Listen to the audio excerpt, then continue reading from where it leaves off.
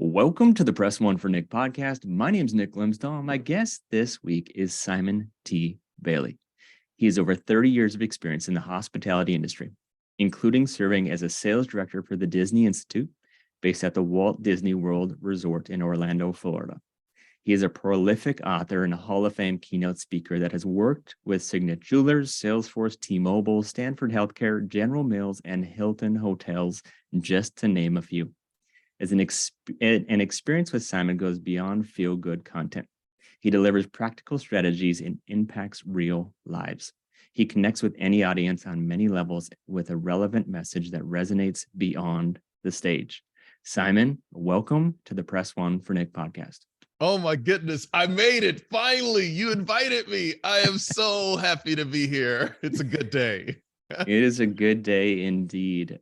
So one question I ask every single guest at the very beginning is, what's one thing people might not know about you? That I am a Jamaican. My father came over to the United States from Jamaica some 60 years ago, picked oranges in Mount Dora, Florida, migrated up to Perry, New York, where he met my mom. So my mom is from Florida, so that makes me a Jamaican. So at any moment in this interview, I may break out and say, yeah, man, the Rasta man, where you're from, you know. You bring it out anytime you want. This is your episode. So however you want to be Jamaican, you just go ahead and be that. So the first question I got for you outside of that, the generic one, is I want to talk about purpose. Sure. What motivates you to get up every single day and do the work that you do? Our purpose is very simple. It's to spark individuals in companies, countries, and communities to lead differently, to lead better. And it drives everything that we do every single day. So how do you stay focused? I mean, it's sometimes in organizations, they have the purpose, the mission, vision, and values on the wall, and they stay on the wall and they don't really talk about them. So personally, how do you stay focused and stay inspired to pursue your purpose? Always listening to our customers. And I don't mean that to sound like a cliche statement, but when I say listen to our customers, it's listening to their comments that they post on social. It's listening to their feedback that they give in person. And I'll give you just a quick example. A few weeks ago, I was in Nashville speaking at an event. I had finished and I'm standing on the step and repeat taking photos as my client had requested me. And a lady came up to me and she said, I wasn't going to come down this morning and listen to your keynote. I was about to commit suicide. And when I heard you, I realized I gotta live. I don't want to take my life. Well, you know what? The floor could have just opened up, Nick. You could just suck me. I'm like, oh my goodness, like, what do you do with that? And then another guy came up to me and he says, I just got diagnosed with a significant disease. I have not told my wife, I've not told my kids, I've got a high position, and this guy is bawling. And I'm just like, we had to turn away from everybody that was in line just so that I could hold on to him and hug him and say, dude, I get it. So for me, that's why we do this work. You know, I just come back to what are people saying? And we just remind our team that's what it's all about. That was not expected, but it was powerful.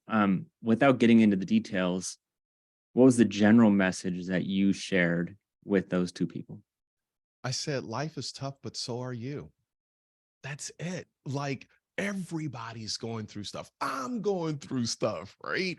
But how do we show up every single day, put one foot in front of the other, and just serve each other in the moment? And when we serve each other in the moment, it's not about what we get from that person, it's about what we give. And sometimes our silence is more powerful than any word that we can speak because we become healing presence for that person just to say, you know what, this is a judge-free zone. You're a human being like I'm a human being. How do I come alongside you? I have no sage wisdom to share with you. I'm just here for you. And that is serving humanity. That's what people need. It's kindness at its best. That I interviewed a guy named John O'Leary. He's based out of St. Louis, Missouri. And he just says, love the one in front of you.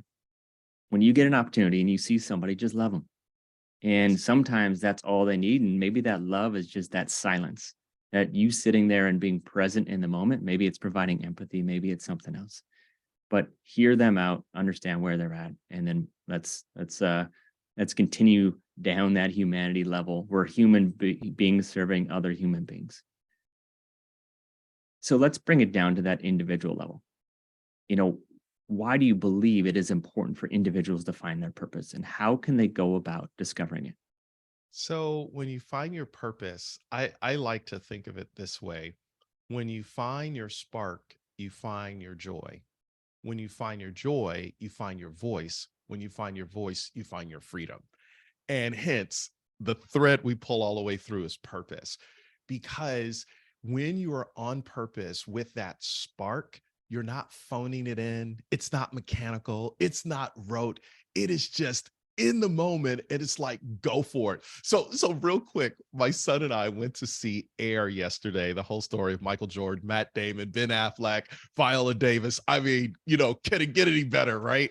And there is literally a scene where Matt Damon pulls an audible and says, he just goes off script and says, here's what we're going to do, Michael. Here's why we believe in you. And he just leans in, turns the PowerPoint off, and just has this heart-to-heart conversation.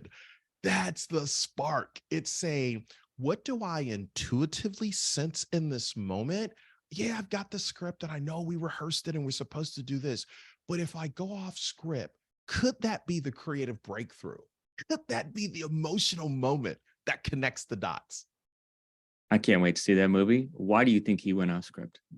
You know what? And obviously it's written in the script, but I think what's so powerful, because, it's a true story and he's reenacting it, but we weren't there. But that scene took us there into Nike headquarters when they were just a startup.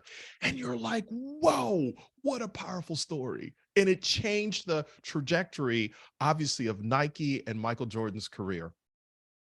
So I think going back to the mission and vision and values, organizations have mission and vision values. Some people have their own mission, vision, and values, including that purpose. So what are the benefits of aligning somebody's career with their purpose? Number one, higher productivity. Number two, this ability to always think about people. We are in the people business. So it's just not me, it's about we. And then number three, it's looking for the opportunity, as I learned at Disney, to plus up the experience, to give a little something extra for nothing. That's the benefit. So this has been bugging me a little bit ever since I read your book, Be the Spark, 5 Platinum Service Principles. You were working at the Days Inn for $5.10 an hour, and somebody approached you saying, I want to offer you a job at the Ritz-Carlton, and you said no. What factors influenced your decision, and what did you learn from that experience? Wow. So distance gives perspective. When I look back now, I would say the reason I turned the job down at the Ritz-Carlton, I was 19 years of age, had no concept of a Ritz-Carlton. And when you don't have exposure, it doesn't expand your vision. So I didn't think I was good enough. I thought I was like, whoa, luxury, what's this? Right. So I discovered it's not who you are that holds you back. It's who you think you're not. So I think that's part of the reason why I turned the job down. The other reason why I turned the job down is I was working for a general manager at the time. His name is Ian Sauer at the Days Inn. And when I had dropped out of school, I did go back to get my undergrad degree. I was just on the 10-year plan. My parents said, it took you 10 years to finish your degree. I said, because you didn't pay, but I love you, Mom. I love you, Dad. My general manager believed in me and he gave me a shot. And I stand here today because he made me a better man, a better human being, a better individual. So when we look at why are people quitting organizations, why don't they stay? It's because they don't have a connection with a leader that sees them. So I think that's the other reason why I stayed at the Days Inn and didn't go to the Ritz, because I was loyal to my general manager.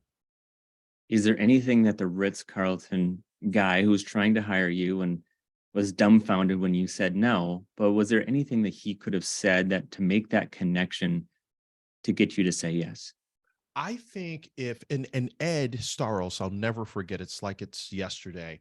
I think if he would have said, you know what, I'm going to help you become a better you, and we have a number of things that we can offer you to become the best version of yourself. And if he would have said that, I would have like sign me up instead of just filling a role or a position. So I think for leaders and directors listening to us, if you can give people a vision beyond the job description, that allows them to enlist and enroll their head, their heart, and their hands to say, you know what? I'm going to take a bet on me with this company. So, just to recap, and to help with my simple mind, if he would have given you a vision, but also asked you where you wanted to go, not just here's where I can take you, but where are you today? And what are you satisfied with this? Are you content? Are you happy? And what's your aspirations? Where do you want to get to? And how are you going to plan to get there? And so it has nothing to do with that job description. Are you saying that would have changed your perspective and you would have said potentially, right? Perspective is easy from a distance, but it would you have at a higher likely chance that you would have said yes? Yes, I think I would have. And when I look back now, I was coming over potentially as a night manager there at the Ritz Carlton Buckhead. But at that time, Ritz Carlton only had a half dozen, maybe a dozen hotels in the world, and they were the flagship property. And I believe if he could have painted the picture to say, "You come on, you can grow." I just didn't get that. You know, here I am, an hourly worker trying to just survive. I was on public transportation, but I think if he could have casted the vision for me even more, I would have said, "Okay, I want to buy into that." And he did. But I think also I've got to take ownership. I had a lot of immaturity. So I didn't know what I didn't know. Yeah. So moving on to that next role, and I don't know how many were between the days in Disney, but it took you 2 years and I believe ten interviews and a psychology test or through Gallup. But they finally hired you to create moments, not to Yes. just perform a job. So how did this perspective change your approach to customer service? And what are some of the key principles that you applied to deliver that outstanding service? Well, when I first had the epiphany that Disney didn't hire me to do a job, they hired me to create what they would call a magic moment. I call it the spark moment. Number one, I quit my job and I went to work because a job stands for just over bored. And so what I recognized, Disney wanted me to color outside the lines appropriately, legally, ethically, right? But look for ways to surprise and delight the customer, right? The second thing is that Disney was very dependent on cast members holding cast members accountable to creating that pixie dusted experience. And when I got that, I'm like, oh, I'm no longer an island all to myself with all of the answers. Ask, seek, find, knock, reach out to other cast members. That Disney employees are called cast members.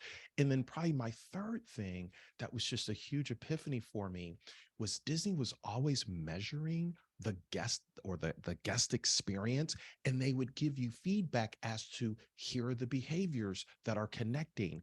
And once I was able to make that mental leap between behaviors, then I understood as we were increasing the price of the tickets at the gate, the reason people were buying it is because the experience was also elevated as well. So we couldn't stick with the status quo.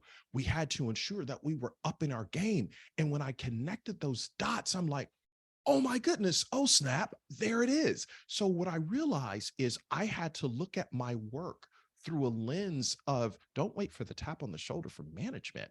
How do I begin to understand where things are going? One last thing that just really kind of shaped me as well.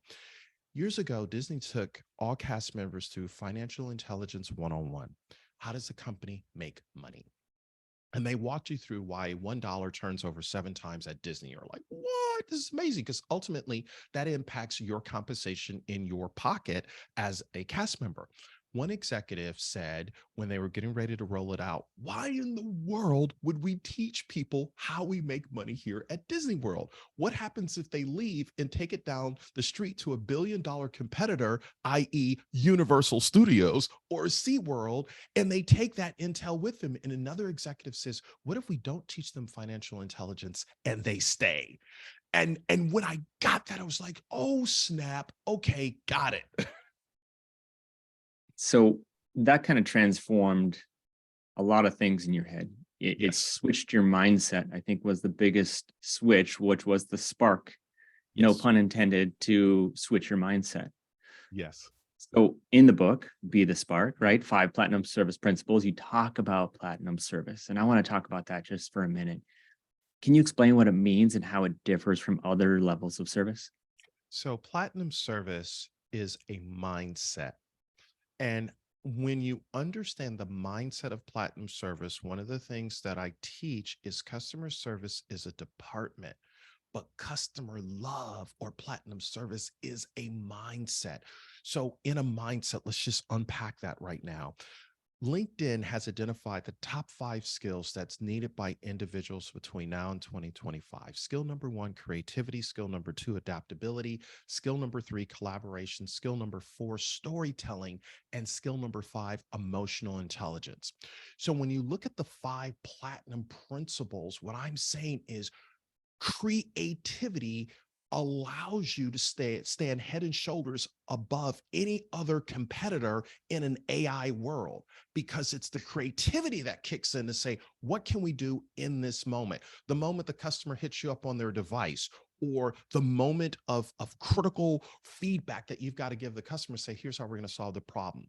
Adaptability. How do we solve this problem once we hear it? Collaboration, using all of our internal resources to say, how do we spark this customer experience to ensure that they want to come back with us again? So no longer can people say, that's not my department, that's not my job. No, we all are in the customer business. And then storytelling. What is the story that the customer is going to tell beyond this experience? So when you have that spark, my good friend Dennis Snow, who worked with me at Disney, an amazing customer experience expert, created a phrase called everything speaks. And when Dennis says everything speaks, it's the story that shows up in Yelp, in the Google review. It's the story that the customer is saying, here's what really spoke to me.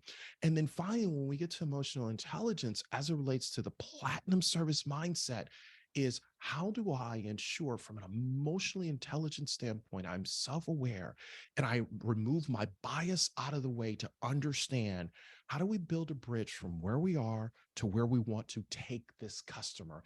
And what are we learning along the way so that we don't repeat history, but we learn from history going forward? So that's the spark mindset in a nutshell. So what I hear is implementing the spark principles can transform both the individual and the organization, right? Yes. So Yes. how can you share some examples maybe of companies or individuals who have experienced this transformation? Maybe what are the benefits that they've received? Yeah, so we did some work with Signet over the last 3 years, and Signet's big ask, and Signet, their name, you're like Signet. Well, if you've ever experienced Jared, the Gallery of Jewelry, those are just one of the many banners that they have. One of the things they shared with us is when they implemented the Spark principles and they had their managers and leaders begin to coach to the Spark principles, not only did it impact their bottom line and they had a spike in customer satisfaction, but also employees. They were ranked as one of the best places to work. So we were so happy to hear about that result, because we begin to help leaders understand how do you coach the Spark mindset. So here's the net. Leaders create the experience for employees. Employees create the experience for customers. Customers drive revenue. Reverse engineer. Revenue comes from customers who have been engaged by a happy, sparked employee who works for a leader that has that spark. It doesn't happen any other way. So when we taught those principles, they were able to embed them in their culture. I love that. And all my listeners have heard this before, so I apologize, but this is the first time Simon's going to hear it. As a married guy, the old analogy is if mom ain't happy, nobody happy. That's And, it. and the same is true with your employees, right? If you don't Yes. take care of your employees, they're not going to take care of their customers. Yes. You know, so let's talk about the employees for a minute. You know, why is it important to establish not just that aligning that purpose, but create that deeper connection with that employees? And how can you companies go about creating a culture of engagement and connection with them? So creating that deeper connection with employees, first of all, lets them know that, in the words of Dr. Maria Music, who is a clinical psychiatrist at University of Michigan, and I know I'm saying that to an Ohio State fan, but hang with me for a moment. She says individuals need to be seen, to be valued, and to be understood. So when people are seen, valued, and understood, you don't push them to work harder. You actually invite them on a journey to discover the potential that has been residing in them dormant. And you just gave them permission to make it happen. I'll give you a prime example. So I did some work for the wonderful folks at Whataburger. And one of the things that Whataburger has created is this radical retention guide. And what I love about this, one of their guiding principles is to praise team members. And here's what it says: praise makes people feel good. Detailed praise makes people feel noticed. Timing the compliment for when they leave work allows these positive feelings to linger. So if you want employees to stay connected, how are you praising them? Some other research says 1 minute spent on recognition creates 100 minutes of initiative. So when I recognize, if we think about this through the lens of Dr. Gary Chapman's book, The 5 Love Languages, and let's bring that into a business context, every employee has an appreciation language. So how do we find out their appreciation language? And borrowing from Dr. Stephen Covey, when we make that deposit into their emotional bank account, as the interest begins to accrue in the account, they go above and beyond, not because they have to, but because they want to. And that's the difference. Because they have to versus want to. I love that.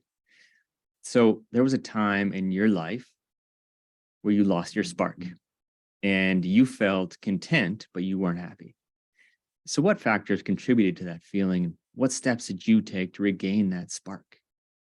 I think what really led to me losing my spark is I stopped learning, I stopped listening, and I stopped, and this is going to sound a bit crazy, I stopped laughing. So what do I mean by that?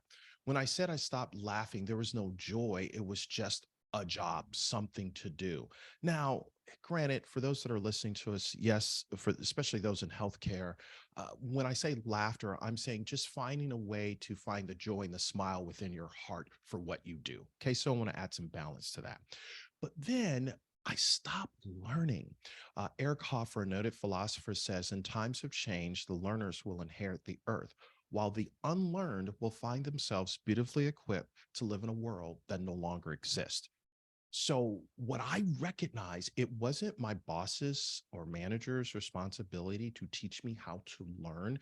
I had to be that person that said, you know what, I'm going to learn and not wait for the tap on the shoulder to go to the Disney University, right? And when I had just those epiphanies. But the other thing is, there's a difference between selective hearing and authentic listening. And I wasn't listening anymore because I had this need to be right. And because of my need to be right, I was in my own way.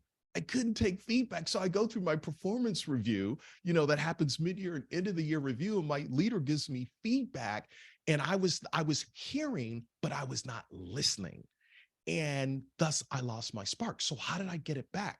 Well, I had to start learning again. And I had to start realizing, just because I get feedback doesn't mean that I'm a wrong person or I did something bad. It's an invitation to grow. Hello, just grow up, big guy.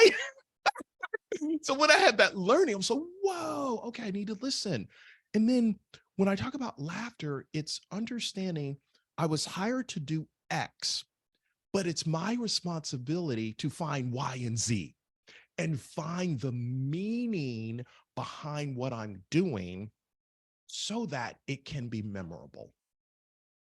So selective hearing versus authentic listening. From your perspective, what's the difference? So selective hearing is I hear what I want to hear. Authentic listening is here's what I heard you say, Nick. Is this what you meant? And so I'm entering into the conversation not with my walls up, walls down, to say, okay, I'm going to truly listen to what you're saying and And not so just wait how, for you. Go ahead. yeah, I was going to say, so how does that make that person feel when somebody is authentically listening to them? Number one, respected, and as you've empathized with them. Number two, understanding, right? Because when you have authentic listening, you realize that hearing is a courtesy, but listening is a compliment. So you're complimenting that person to honor them in that moment. And then the third thing is, hello, you build a bridge to find the way forward. Because now that person just says, okay, you really get it. And you weren't listening to respond, but truly listening to understand. Yeah, I like that because it's not just what people are saying, but also maybe what they're not saying. It's that unspoken need of customers. Exactly. And even going back to their personal life, it's hearing what's not being said of the people that you love around you. And Chris Voss, the hostage negotiator, once says he talks about labeling. It sounds like, it seems like, it feels like we let you down. It seems like you're frustrated. It seems like we didn't meet expectations. And so addressing what's not being said is sometimes just as important as hearing what is being said. Do you agree with that? I totally do. Love that. So speaking of what's being said in chapter 3, and I love this, you talk about that you heard your daughter's voice providing insightful advice saying, get it together, dad. You can't talk about platinum and look tarnished. And I love that. Can you share other examples of how your family has influenced your perspective on customer service and leadership? Well, my daughter certainly has made me a better person, or I should say, my daughters. We have three daughters, one son. I think that the beauty of having daughters is they've invited me to listen at that deeper level, and they will test me to see if I was listening between the sentences, if I really got what they meant. I think the other beauty of having children, and now we have our first grandchild, so I'm not granddad, I'm G-pop, is to understand that I get to shape my granddaughter who's 16 months old, and I get to shape her by understanding as she's forming her words, and I get to read to her. So it's inviting me to slow down to the speed of the moment with her. That's made me a better human being. So what are you hoping that 16-month-old retains from G-pop? That G-pop created moments of reading to her, listening to her, taking her for walks, and understanding the difference between being busy and being effective. So, no, G-pop doesn't have time. No, how do I create an effective moment by just being with her in that moment? Yeah, there are times I got kiddos of my own, and there are times where I'm doing everything possible not to pay attention to them. And that kills me, right? Because especially when you got a kiddo saying, "Daddy, put your phone down. Let's go do X." And instead of saying, "Yeah, when," it's saying, "Yeah, this can wait too." Like what I'm doing is not an emergency. Let me focus on the present instead of focusing on what's next, because that is a presence. Presence is a present in our kids' lives and in our grandkids' lives. So stay focused on that. One of the questions I have for you is when things don't go as planned, because Mike Tyson always says everybody's got a plan until they get punched in the face, right? But how do you approach resetting that customer's expectation and restoring their trust? Because trust is all we have. Our brand is all we have. But if we lose that and we're not communicating back to them, we're just like, yeah, we screwed up. Best luck at that next company. I want to stop doing business with you guys. And customer service is saying, okay, sounds good. Hope you have a good day. And then hang up. But how do you restore that trust and reset that customer expectation? So I just came up with an insight on the fly. And so I've never said this before, so work with me for a moment. I think we have to ask. And when I say ask, we have to acknowledge that something just transpired that did not meet their expectation. We have to seek what is the way forward and what does success look like to them, not to us. And then the K is, what is the knowledge from what we have learned in this moment? And how do we acknowledge that moment to use it as a teaching moment for ourselves and for our teams and for our departments and our company moving forward? Simon, that was good. You just did that on the fly. That's a whole new keynote right there. I You know, and killed I'm it. already thinking I need to make this a blog. While I was on the Press One for Nick podcast, I Yes, good. love There it that. is, Nick. It's so good. And so, man, it's so simple, but how do you consistently do that? How do you show to those employees that that customer matters? How do you be there in the moment of that spoken and unspoken need? How are you helping change the lives of those customers in the moment, every single moment, not just when it feels good for us, not when we are happy versus content? So bringing it all the way back, like how are you doing that consistently over time with every single customer that interacts with your business? It comes down to one word. One word sums it all up. If anybody gets anything out of this conversation that we're having, it comes down to intentionality. We have to be intentional every single day. Now, let's back that up a little bit. So, Dr. Daniel Kahneman, professor emeritus at Princeton and Nobel Prize winning laureate, says in his research that there are 19,200 daily moments. Now, think about that. Everyone listening to us right now, the only business we are ever in is we're in the business of moments. How do we be intentional with every moment, every minute, every interaction? And so how do we do that practically? We listen with our ears, but we listen with our eyes.